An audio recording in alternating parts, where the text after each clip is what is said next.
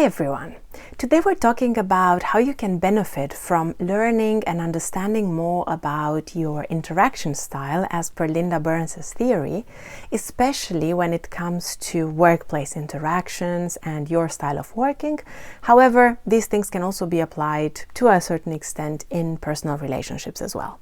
So all about that in the next few minutes. If you haven't already, please don't forget to like and subscribe, and let's dive in. So, a few times before on my channel, I've talked about interaction styles and the interaction style model that comes from Linda Beren. You can check it out. Today, however, I would like to take a slightly different angle and talk about how you can benefit from a self-awareness point of view by learning about your own preference in terms of interaction styles. In the past, I've talked about how you can use this model to also relate better to other people, communicate better with other people, function better in the workplace, and so on and so forth. But today I want to shed more light, more understanding on this from a self-awareness point of view. So we have 4 interaction styles. In each of these 4 interaction styles, we have 4 personality types. First of all, we have the control or the in-charge interaction style. This one comprises of ESTJ, ENTJ, ESTP, and ENFJ. So roughly the EJ types, with the exception that ESFJ is swapped with ESTP in this model. So for people who belong to this interaction style, it is really important to recognize your own need for control. As the name of this interaction style suggests, it's really important for you to be the one who is in charge, to be the one who makes more decisions. So a lot of the times people who have this interaction style can really be attracted to some sort of leadership or managerial roles. For ESTJ and ENTJ, this can be very obvious. However, sometimes for ENFJ and ESTP, it's not always so clear. Because due to the NF and the SP temperaments, there might be less of a traditional association with managers or managerial positions. However, these types also have very similar intrinsic needs as compared to ESTJ and ENTJ when it comes to mobilizing a group, mobilizing resources in order to achieve certain measurable specific goals.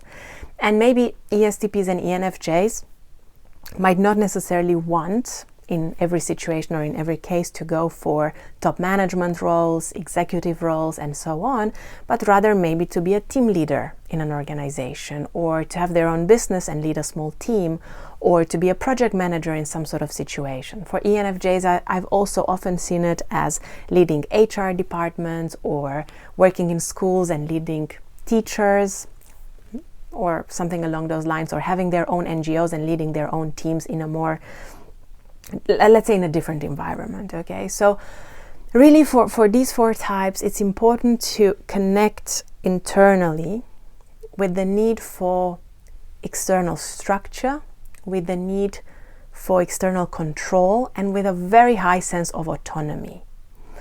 And looking for roles and looking for possibilities to expand in that direction is likely to increase your satisfaction at the workplace and with your career in general as well. And it might also help you, to get recognized, to get promoted, to make more money sometimes also, because you are getting in positions that are, naturally suitable for your natural tendencies and talents, and so on and so forth. Next, we have the get things going, or the starters interaction style. Here we've got mainly the EP types, ENTP, ENFP, ESFP, but we have ESFJ instead of ESTP because, like I mentioned earlier, the two have created a swap. So for people in this group, it's really important to have this catalyst type of energy, the get things going type of energy, where you have the opportunity to come up with your own ideas for how to do things, and you get other people excited to join you on that journey. It's kind of like this sparkle, this explosive energy type of shift, where you're kind of getting really excited about something, helping other people also be inspired and excited with you. Okay, so when you connect to this need that you have and this natural talent and inclination that you have, it can be really helpful to look for workplaces that enable you to do that, either in a formal position or at least to a certain extent in a more informal type of setting. So it's quite common for ENTP, ESFP, and ENFP, a bit less for ESFJ, to be entrepreneurs, to be freelancers.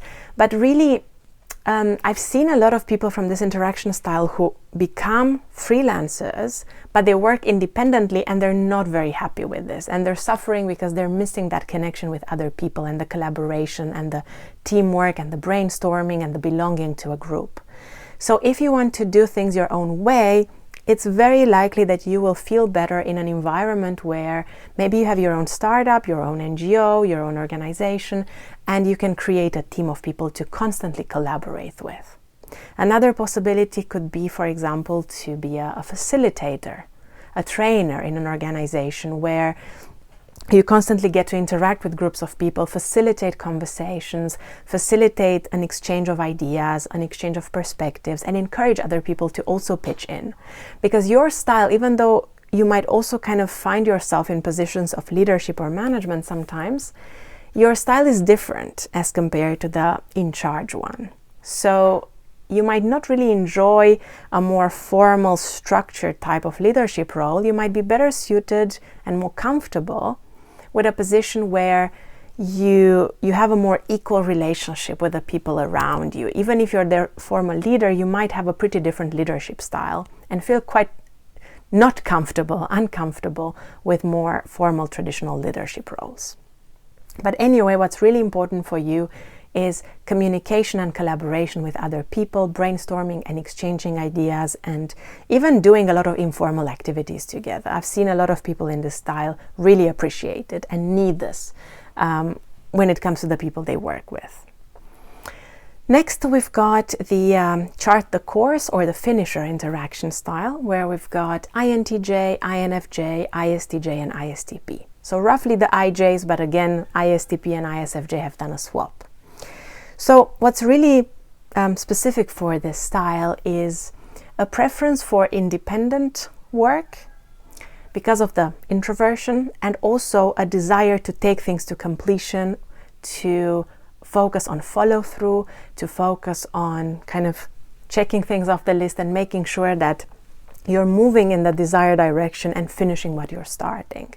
And with people in this group, it might be the case that you feel that at the beginning of a process, you take a little bit longer to get warmed up and to start, but once you do, and once you really care about the thing that you're aspiring towards, you get really involved and really motivated and really dedicated. So when it comes to the workplace, you might notice that you get frustrated when there's too much stimulation coming from around you, too many people, too much noise. You might really not feel comfortable working in an open space with loads of people, with lots of noise. For example, I was also in a situation like this, and it was really horrible. It was one of the most stressful periods for me.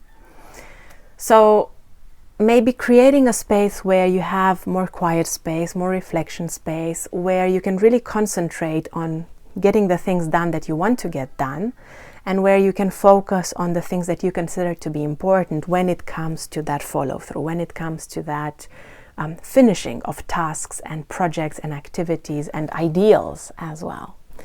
So it's not that you might not enjoy working with other people. We need people because we are social creatures. However, you have a reduced need for this as compared to people in the first two interaction styles who are extroverts. And you might naturally thrive more in a quiet space and then having interactions with people once in a while. And having the opportunity to schedule these interactions is also a good idea for people with this style. So not constantly having to answer the phone spontaneously or having to kind of get onto a Zoom call or a team meeting spontaneously, but rather being able to schedule these things in advance and prepare mentally for them. I find that in a lot of cases, this really helps people with this style to regulate emotionally and have the necessary resources. So sometimes a freelancer role can be very good, more like a solopreneur role, or working in an organization, but where you have a higher degree of independence and individual work as well. And lastly, the behind the scenes interaction style, where we've got INTP, INFP, ISFP, and ISFJ. So the IPs with the exception of ISFJ that has swapped with ISTP. Here again, there's more of a preference for independent work, slightly quieter environments, like for people in the Chart the Course group, because here we also have introverts. But the difference is that there's a stronger internal need in these individuals for having time. I really think time is the most important word to highlight here, because out of all the 4 interaction styles, I would say that people with this interaction style preference are the ones that like things to be a little bit slower. They want to take their time with their tasks. They don't want to hurry up. They don't want to be pressured to always have to finish things very quickly or to check things off a to-do list, because this can be really, really stressful and overwhelming.